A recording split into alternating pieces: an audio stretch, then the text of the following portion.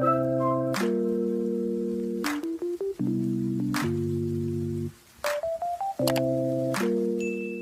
Friends, welcome to mission KVS. Finish करेंगे आज हम सेकंड लैंग्वेज का लास्ट पार्ट, लास्ट टॉपिक, जिसमें हम बचे कुछ टॉपिक हमारे जो सेकंड लैंग्वेज के हैं रीड के, उनको हम कंप्लीट करके हम ये कह सकते हैं फिर कि भाई हमारी जो सेकंड लैंग्वेज है रीड की ऑलमोस्ट पूरी तरह कंप्लीट हो चुकी है। तो मैंने प्रीवियस वीडियो में बताया था कि कुछ टॉपिक्स ऐसे हैं जो छूट रखे हैं या फिर मुझे याद आता है तो उनमें भी हम जो है सम अप करके उसको कंप्लीट कर देंगे। तो ये हमारी लास्ट और फिनिशिंग वीडियो होगी सेकंड लैंग्वेज की, जिसमें हम जितने भी टॉपिक हमारे छूटते हैं अब तक उसको हम कंप्लीट कर लेंगे। उसके बाद हमारा कोई टॉपिक बचता नहीं है ऐसा जिसमें हम बोल सके भाई हमारा टॉपिक छूटा है या फिर हमारा रीड में इसमें से क्वेश्चन आने को देखा जा सकता है। ठीक है, उसके बाद आपको न्यूज़ तो मिली गई होगी कि आपको अब टेलीग्राम पे जो है पीडीएफ्स मिल जाएंगी हमारे जितने भी वीडियोस होगा उसका। बस आपको करना क्या है, अपना केवीएस सर्च करना है, APNA केवीएस, इसमें आपका A और K दोनों कैपिटल होना चाहिए। अपना केवीएस डाल के सर्च करें, वहाँ पर जाके ज्वाइन हो जाइए। अगर आपको सर्च करने में प्रॉब्लम होती है तो कहीं मिलता नहीं है तो आप लिंक देखिए, डिस्क्रिप्शन में मिल जाएगा, वहाँ से जाके आप डायरेक्ट ज्वाइन कर सकते हैं। ठीक है, तो टेलीग्राम जल्द से जल्द ज्वाइन कर लीजिए और हमारे जितने पुराने कंटेंट होंगे, पुरानी वीडियोज़ हैं, उनका भी PDF आपको मिलता रहेगा। ठीक है, तो ऐसा नहीं है कि आपको उनका PDF नहीं मिलेगा, मिल जाएगा, बट थोड़ा पेशेंस रखना पड़ेगा आपको, धीमा धीमा मिलेगा क्योंकि उस तरीके का रिसोर्स हमारे पास नहीं हो पाता उपलब्ध। तो आपको मिल जाएगा, बट ठीक है, जल्दी से जाके ज्वाइन कर सकते हैं आप। बात करेंगे हम आज किसकी, बात करेंगे हम हमारे कुछ टॉपिक्स के जो हमारे छूटे हुए हैं, जो हमें लगता है कि इसमें से क्वेश्चन बन के आ सकता है और वो टॉपिक करना हमारे लिए बहुत ज़रूरी है। ठीक है, सेकंड लैंग्वेज की बात कर रहा हूँ मैं। तो इसमें क्या टॉपिक है हमारा, पहला है कंडीशनल सेंटेंसेस। ये कंडीशनल सेंटेंस है क्या? ठीक है, कंडीशनल सेंटेंस बात करेंगे हम, 3 टाइप के होते हैं बेसिकली, तो उनमें से हम वन बाय वन करके समझेंगे एक एक कंडीशनल सेंटेंस को। आ सकता है क्वेश्चन इसमें से। ठीक है, जब क्वेश्चन सीरीज चलेगी तो इसमें से भी क्वेश्चन दिया जाएगा बना के, ताकि आपकी प्रैक्टिस लगातार होती रहे। ठीक है, बात करेंगे हम। पहला हमारा कंडीशनल सेंटेंस होता है प्रोबेबल कंडीशन, जिसको हम ओपन कंडीशन भी कहते हैं। प्रोबेबल कंडीशन मतलब क्या होता है कि वो चीज़ जो संभावना जिसकी है, हो सकती है। ठीक है, जो चीज़ हो सकती है, ओपन कंडीशन यानी कि वो चीज़ हो भी सकती है, नहीं भी हो सकती है, but that depends on your present action. ठीक है, इस पर डिस्कस करेंगे, हम समझेंगे।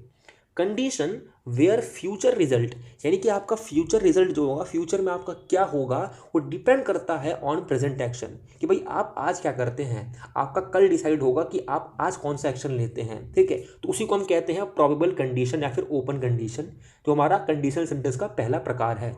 एग्जाम्पल के लिए, if I win the lottery I will buy a car, कि भाई अगर आप प्रेजेंट में, आज के समय, आज अगर आप लॉटरी जीतते हैं, आपका प्रेजेंट एक्शन है लॉटरी जीतना, तो फ्यूचर में you will buy a car. तो फ्यूचर में आपका जो कार को बाय करना है, कार को खरीदना है, वो कब हो पाएगा, जब प्रेजेंट में आप लॉटरी जीतेंगे। ठीक है, दूसरा एग्जाम्पल ले सकते हैं हम, if you run faster you will win the race, कि भाई अगर आप प्रेजेंट टाइम में कैसा भागेंगे, तेज भागेंगे, फास्टर भागेंगे, तो आप रेस को जीत जाएंगे, और रेस को जीतना आपका क्या है, फ्यूचर में। ठीक है, तो ये क्या है कि वो कंडीशन जहाँ पर आपका फ्यूचर जो रिजल्ट होता है वो डिपेंड करता है प्रेजेंट एक्शन के ऊपर। ठीक है, तो प्रेजेंट एक्शन आपका क्या होगा, दैट डिपेंड्स ऑन, क्या डिपेंड करेगा कि भाई आपका फ्यूचर रिजल्ट प्रेजेंट एक्शन पर डिपेंड करता है। बेसिकली इसमें हम देखेंगे करेक्शन देखने को मिलता है फ्यूचर से प्रेजेंट की ओर। ठीक है, तो ये बात होती है हमारी। उसके बाद आप देखेंगे जिसमें रन है, प्रेजेंट एक्शन है।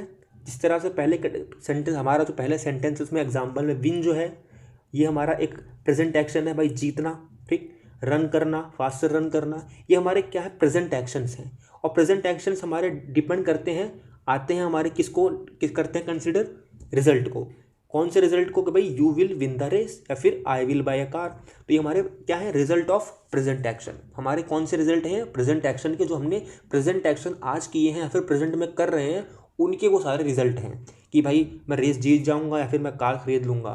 तो ये हमारे रिजल्ट है प्रेजेंट एक्शंस के, जो हम कब करते हैं, प्रेजेंट में करते हैं। ठीक है, तो ये हमारा प्रोबेबल कंडीशन होता है। इसका स्ट्रक्चर देख लेते हैं, स्ट्रक्चर समझ लेते हैं। ठीक है, स्ट्रक्चर कुछ इस तरीके का होता है इसका, कि आपको सबसे पहले इफ़ देखने को मिलेगा। ठीक है, आपको सबसे पहले देखने को मिलेगा इफ़, ये देख सकते हैं, आपको इफ़ देखने को मिल गया। उसके बाद देखेंगे इफ़ आया यहाँ पर, देखिए, उसके बाद सब्जेक्ट होगा, आई, वी, यू, दे। ठीक है, तो यहाँ पर आई हो गया सब्जेक्ट, हमारा देख सकते हैं यहाँ पर वी यू है सेकंड वाले एग्जाम्पल में।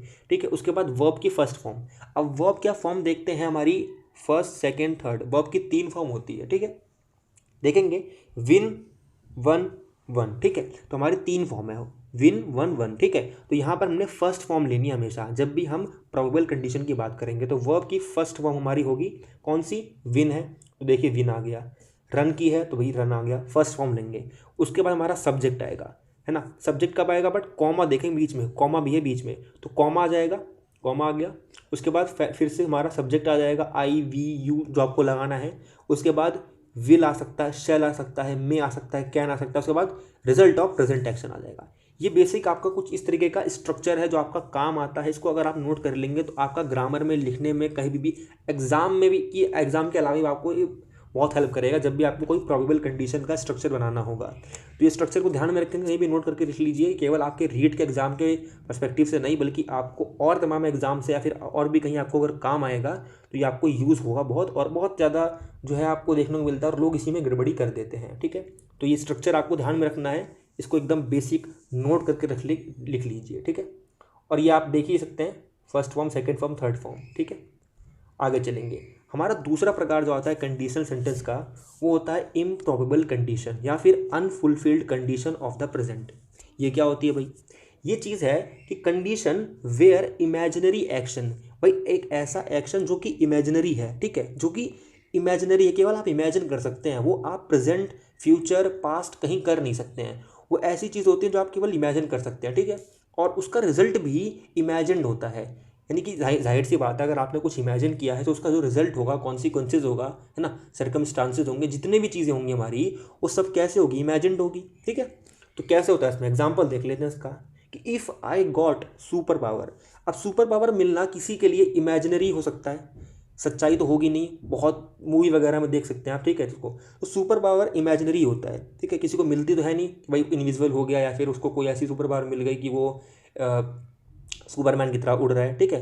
तो ये सुपर पावर मिलना है एक इमेजिनरी एक्शन है। तो इमेजिनरी चीज़ें जब होती हैं, इमेजिनरी चीज़ें, एक्शन जो है वो सोचता है, तो उसी के बिहाफ पे एक रिजल्ट होता है कि जब मुझको सुपर पावर मिल जाएगी तो I would fly to the moon, कि भाई मैं चांद तक केवल उड़ते चला जाऊँगा, ठीक है। तो भाई सुपर पावर मिलेगी नहीं तो चांद तक उड़ेगा नहीं।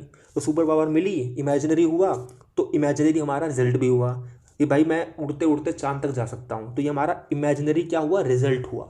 तो हमारा जहाँ पर इम्प्रॉबेबल कंडीशन, जो कि इम्प्रॉबेबल है, यानी कि ऐसी की संभावना भी नहीं है उन चीज़ों की, ऐसी हमारी कुछ कंडीशन जहाँ पे उस एक्शंस का होने का संभावना भी नहीं है, यानी कि ऐसी हमारी कंडीशन जो कि हमेशा अनफुलफिल्ड रहती हैं, यानी कि कभी भी पूरी नहीं हो पाती हैं, हमेशा इमेजिन्ड होती हैं। हमारी सुपर पावर हो गई, मैं किसी को भी सपने में मार रहा हूँ, या फिर मेरे पे जो है मैं एक दिन के लिए प्रधानमंत्री बन गया, है ना।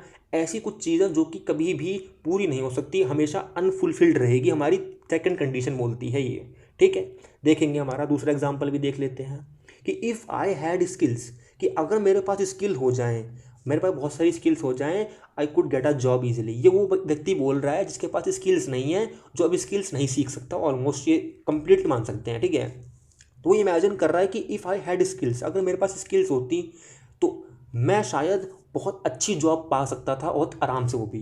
बट उसकी कंडीशन ऐसी है कि वो अब जॉब नहीं पा रहा, क्योंकि उसके पास स्किल्स नहीं है, और उसके पास शायद टाइम भी नहीं है इतना कि वो स्किल्स डेवलप कर पाए, उसकी एज भी काफ़ी हो चुकी है। तो यहाँ पर वो इमेजिन कर पा रहा है केवल, तो उसकी जो कंडीशन है ना, वो हमेशा अनफुलफिल्ड रहेगी through out of the life. तो उसके through out of the life कभी भी वो कंडीशन फुलफिल नहीं हो सकती। तो वो कंडीशन कैसी है, इम्प्रॉबेबल है, असंभावित है। ध्यान में रखेंगे इस चीज़ को।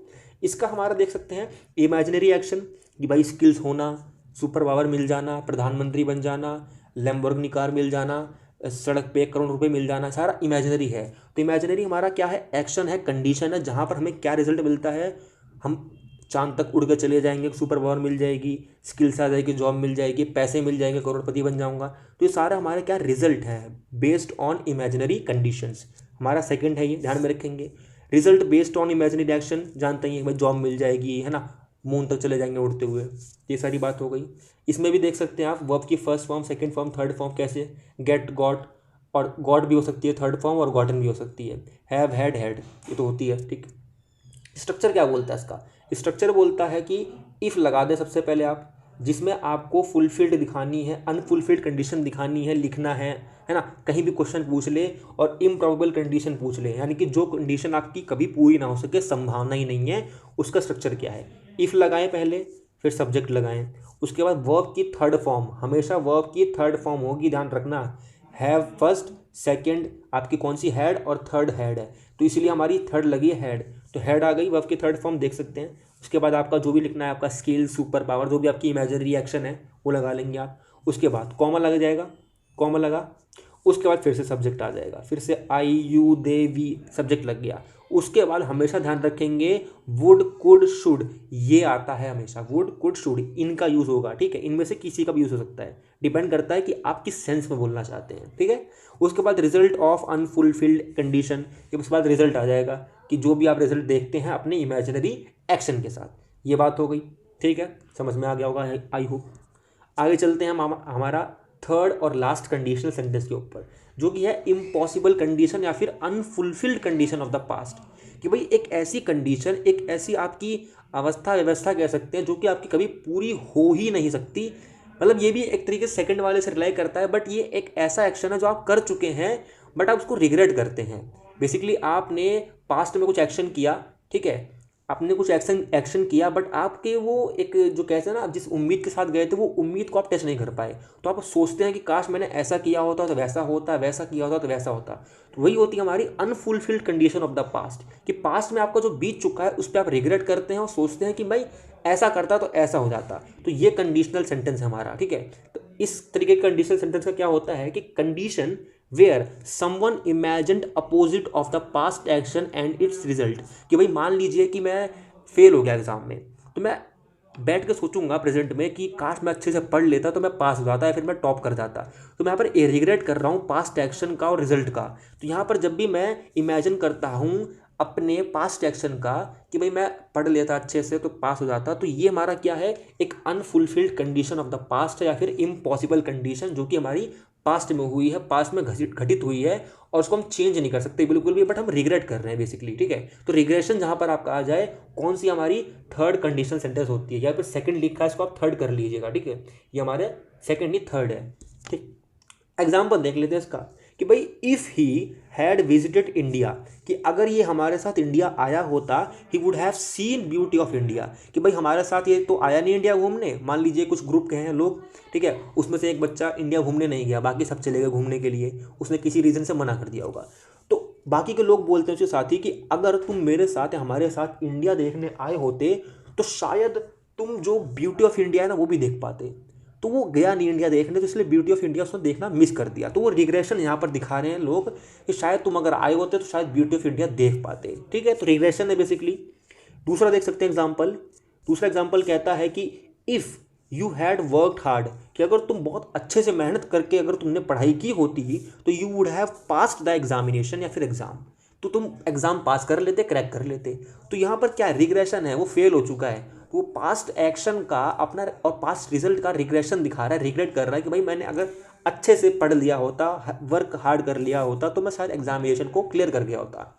यहाँ पर हमारा क्या है, रिग्रेशन है, रिग्रेट है, ठीक है, जो कंडीशन हमारी पास्ट एक्शन की है। रिग्रेट ऑफ पास्ट एक्शन देख सकते हैं कि भाई वर्क हार्ड कर लिया होता है ना, इंडिया चला गया होता, इंडिया जाने के लिए मैंने मना नहीं किया होता।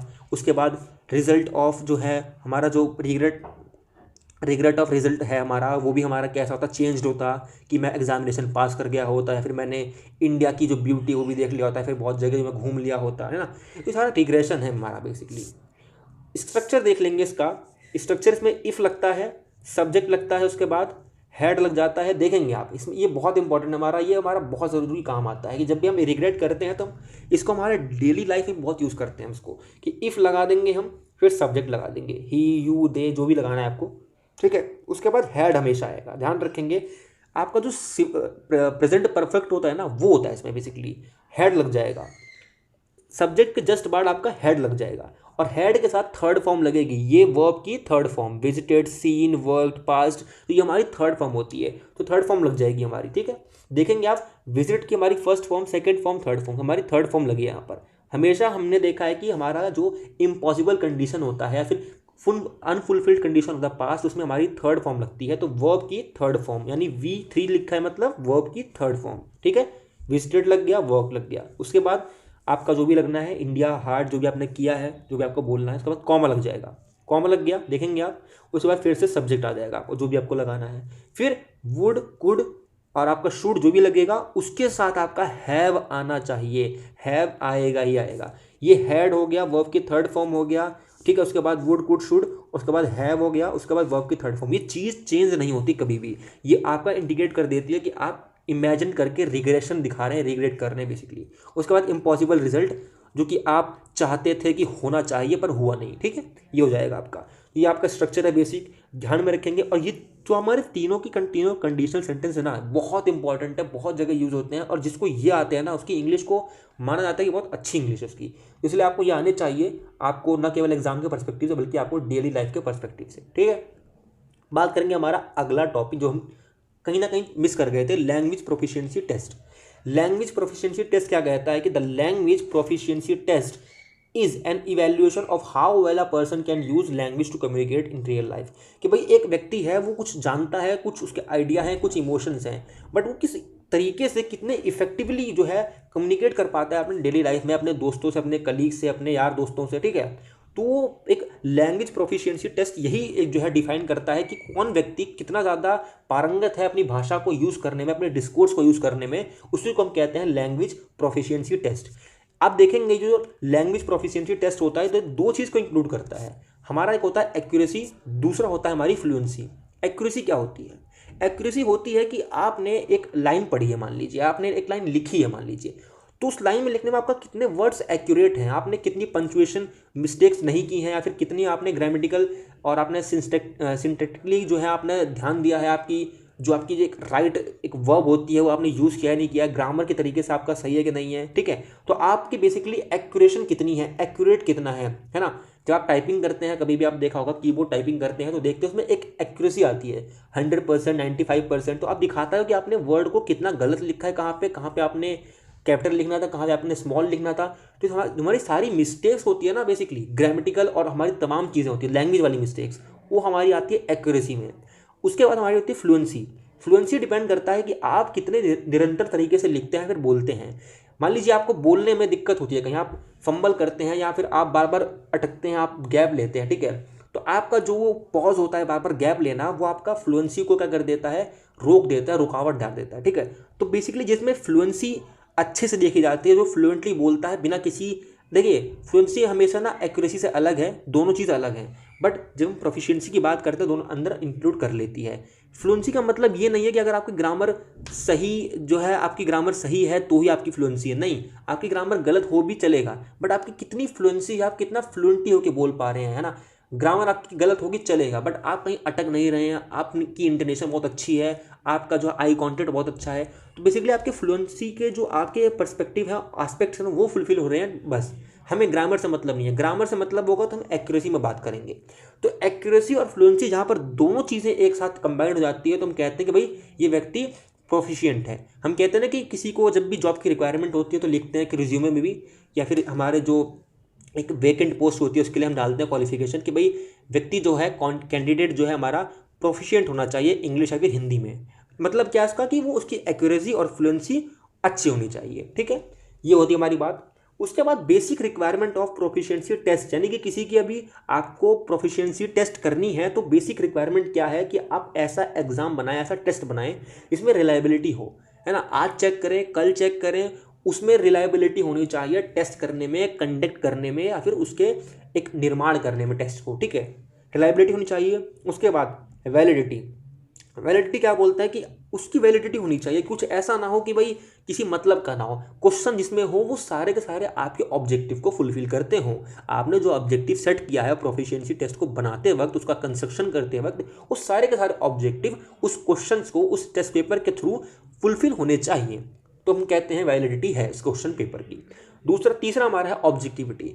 आपका जो क्वेश्चन पेपर है, प्रोफिशिएंसी टेस्ट है, वो उसमें आपकी ऑब्जेक्टिविटी होनी चाहिए। ये चीज़ हमने डिस्कस की है, ऑलरेडी डिस्कस कर चुके हैं हम, जब हमने गुड टेस्ट की बात की थी कि अच्छा टेस्ट क्या होता है, उसकी क्या क्या हमारी जो है एक बेसिक रिक्वायरमेंट होती है। हम इसको हम बेसिकली डिस्कस कर चुके हैं, बट फिर डिस्कस कर रहे हैं क्योंकि ये प्रोफिशिएंसी टेस्ट के लिए जितने भी टेस्ट होते हैं हमारे ना, सबकी बेसिक रिक्वायरमेंट यही है हमारी सारी, है ना। ऑब्जेक्टिविटी यही बोलता है कि भाई ऑब्जेक्टिविटी होनी चाहिए उसमें, हर प्रश्न के पीछे, हर क्वेश्चन के पीछे आपका सब्जेक्टिव नहीं होना चाहिए, ऑब्जेक्टिव होना चाहिए कि भाई कितना जो है इसमें व्यक्ति अपना अच्छे से बोल पा रहा है तो उस क्राइटेरिया को जो है, जो क्राइटेरिया आपने सेट किया है उसकी ऑब्जेक्टिविटी पूरी हो पा रही है कि नहीं हो पा रही है। तो इसमें ऑब्जेक्टिविटी भी हम बेसिक रिक्वायरमेंट के रूप में देख सकते हैं, बट आपका मेनली रिलायबिलिटी और वैलिडिटी को फोकस कर लेता है ये, ठीक है।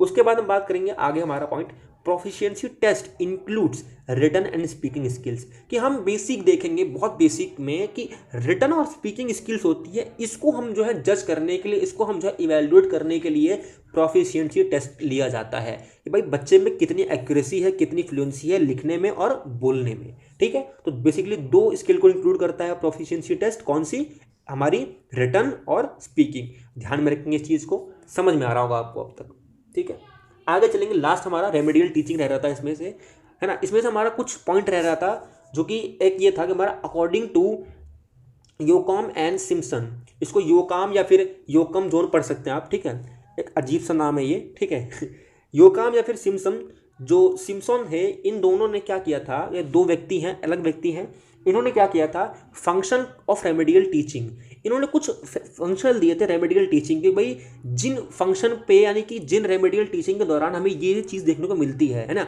रेमेडियल टीचिंग जिस पे हम फंक्शन करते देखते पाते हैं, क्या है, पहला कि ये जो हमारी रेमेडियल टीचिंग है ना, ये रिकंडीशन कर देती है हैबिट्स एंड स्किल्स को, जो कंडीशन, जो हमारी स्किल्स और हैबिट है जिसमें हमें सुधार लाना है, उसको रिकंडीशन कर देती है। मान लीजिए कुछ स्किल है, कुछ हैबिट है जो गलत तरीके से बच्चे ने सीख लिया है, फिर इनबिल्ट कर लिया है, स्कीम्ड कर लिया है, तो उसको बेसिकली रिकंडीशन करने में काम आती है हमारी कौन सी, रेमेडियल टीचिंग, अकॉर्डिंग टू किसकी बात कर रहे हैं, योकाम एंड सिम्पसन, ठीक है।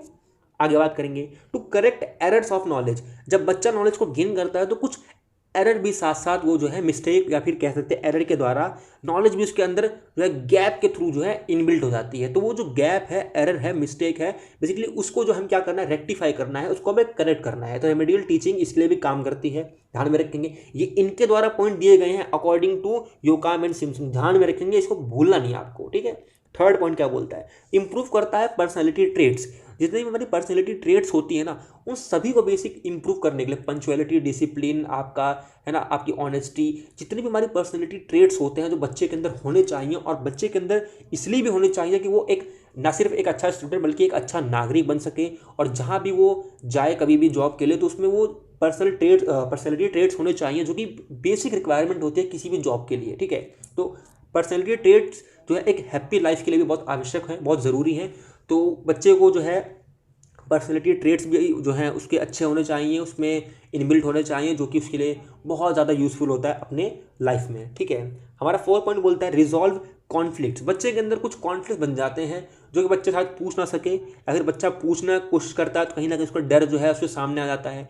तो जो बच्चे के अंदर कॉन्फ्लिक्ट्स हैं, चाहे वो किसी कॉन्सेप्ट्स को लेके हो सकते हैं, किसी एक्टिविटी को लेके हो सकते हैं, किसी भी हैबिट को लेके हो सकते हैं, किसी भी स्किल को लेके हो सकते हैं, किसी भी तरीके की आपकी जो कॉन्फ्लिक्ट है बच्चे के दिमाग में चल रही है, बच्चे के पास है, उसको आपको रिजॉल्व करने के लिए बहुत ज़्यादा काम करता है कौन, रेमेडियल टीचिंग। ध्यान में रखेंगे इस चीज़ को भी। हमारा 5th पॉइंट बोलता है to substitute attitude, interest and ideals, यानी कि बच्चे के अंदर जो एटीट्यूड है, इंटरेस्ट है, आइडियल्स है, उसमें कहीं ना कहीं अगर कोई कमी है, कहीं ना कोई एरर है, कहीं ना कोई हमें गुंजाइश दिख रही है कि यहाँ पर हमें जो है इंप्रूवमेंट की कहीं ना कहीं हम देख सकते हैं गुंजाइश दिख रही है, तो वहाँ पर हम सब्स्टिट्यूट कर सकते हैं इस, हम किसको, एटीट्यूड को, इंटरेस्ट को, आइडियल्स को, किसके साथ, गुड एटीट्यूड के साथ, गुड इंटरेस्ट के साथ, गुड आइडियल्स के साथ, जिसको बच्चा फॉलो करे भी तो बच्चे का नुकसान ना हो बल्कि बच्चे का इंप्रूवमेंट हो, बच्चे का कॉम्प्रीहेंड जो है डेवलपमेंट हो, ठीक है। तो ये हमारा बेसिक काम करता है, फंक्शन करता है रेमेडियल टीचिंग हमारे ये 5 एस्पेक्ट्स में अकॉर्डिंग टू योकाम एंड सिम्पसन। ध्यान में रखेंगे, बहुत इंपॉर्टेंट है, ये आ सकता है इस बार। उसके बाद AK device has suggested 4 steps of teaching, भाई AK डिवाइस जो है, व्यक्ति हैं जो भी हैं ये, इन्होंने क्या किया है, इन्होंने 4 स्टेप्स ऑफ टीचिंग को जो है क्या करा है, बताया है, सजेस्ट किया है कि 4 जो टीचिंग होती है ना, 4 स्टेप्स में चलनी चाहिए, चलती है। क्या चलती है, पहले प्लानिंग, कि आप प्लान करते हैं, आप प्लान करते हैं कि भाई आपको क्या पढ़ाना है, कैसे पढ़ाना है, क्या ऑब्जेक्टिव होंगे, है ना, आपके क्या TLM होंगे, क्या अप्रोच होगा, क्या मेथड होगा, तमाम चीज़ें आप जो है प्लान करते हैं, किसमें, आप प्लानिंग के अंदर। उसके बाद आप करते हैं ऑर्गेनाइज, अब आप टीचिंग प्लान को, उसके बाद जो आपने एक्टिविटी करवानी है वो चीज़ों के लिए, उसके बाद क्लासरूम में क्या डेस्क कितनी जगह पे दूरी पे होने चाहिए, कितने बच्चे क्लास में कैसे बैठने चाहिए, है ना, ग्रुप एक्टिविटी है तो ग्रुप में बच्चे कैसे, तमाम चीज़ों का आपका ऑर्गेनाइजेशन होता है। ठीक है, चाहे आपका वो एक चौक और ब्लैक बोर्ड का जो है आपका एक जो है अरेंजमेंट करना हो, वो भी आपका, तो तमाम चीज़ें जो आपकी टीचिंग लर्निंग मटेरियल में काम आने वाली हैं उन सबका ऑर्गेनाइजेशन करना आपका ऑर्गेनाइजिंग में आ जाता है। उसके बाद थर्ड पॉइंट होता है लीडिंग, कि जो आपने सेट किया है, जो आपने तमाम ऑब्जेक्टिव सेट किए हैं, जिस तरीके से आपने स्ट्रक्चर दिया है, लेसन प्लान की है, उन तमाम चीज़ों जैसे आपको क्लासरूम की टीचिंग करनी है उसमें आपको लीड करना है। तो आपका बेसिकली थर्ड पॉइंट बोलता है कि आपको लीडिंग किस तरीके से करनी है, आपका वहाँ पर एज अ लीडर क्या रोल होगा, क्योंकि आपको ना केवल लीडर या फिर कंट्रोलर बन के नहीं रहना है, आपको इस तरीके से लीड करना है क्लासरूम को कि वो चाइल्ड सेंटर्ड अप्रोच में जाए, ना कि टीचर सेंटर्ड अप्रोच में। ठीक है, ध्यान में रखेंगे इस चीज़ को, लीडिंग। उसके बाद आखिरी होता है इवैल्यूएशन। इवैल्यूटिंग या फिर इवैल्यूएशन आपका कहता है कि भाई आपने जो ऑर्गेनाइजेशन किया है, आपने जो लीड किया है, आपने जो प्लानिंग की है, उस तमाम चीज़ों में आपकी क्या जो है इफेक्टिवनेस रही है, कितना आपने अचीव किया है, कितना आपने इंप्रूवमेंट करना चाहिए था, कितना आपने गलतियां की हैं, कितना आप जो है अगली क्लास में सुधार कर सकते हैं। तो इवैल्यूएशन बेसिकली आपके टीचिंग से लेके बच्चों की लर्निंग तक को असेस करता है, जिसमें आपका बहुत ज़्यादा जो है रोल होता है, ताकि आप किसी भी मेथड के या फिर किसी भी टेक्निक, किसी भी टूल के माध्यम से जो है आप इवेल्युएट कर लेते हैं। तो बेसिकली AK डिवाइस ने 4 स्टेप्स ऑफ टीचिंग को या फिर 4 स्टेप्स ऑफ रेमेडियल टीचिंग को सजेस्ट किया है। तुम्हारा कौन सा है? Planning, organising, leading, evaluating. ठीक है, ध्यान में रखेंगे इस चीज़ को, भी भूलेंगे नहीं। ये शायद आया हुआ क्वेश्चन है हमारा लास्ट ईयर। ठीक है, तो ये हमारी तमाम इंपॉर्टेंट चीज़ें थी, हमारी छूट रही थी, हम कंप्लीट कर चुके हैं ऑलमोस्ट सब चीज़ें। और हमारी इंग्लिश लैंग्वेज की जो रीड की इंग्लिश की सेकेंड लैंग्वेज है वो ख़त्म हो चुकी है। ठीक है, अब हम चलेंगे इंग्लिश की फर्स्ट लैंग्वेज की ओर। ठीक है, तो बने रहिए हमारे साथ, देखते रहिए मिशन KVS। और किसी भी तरह का डाउट हो, कुछ भी टॉपिक रहता हो तो कमेंट करके जरूर बताइएगा। मिलते हैं नेक्स्ट वीडियो में।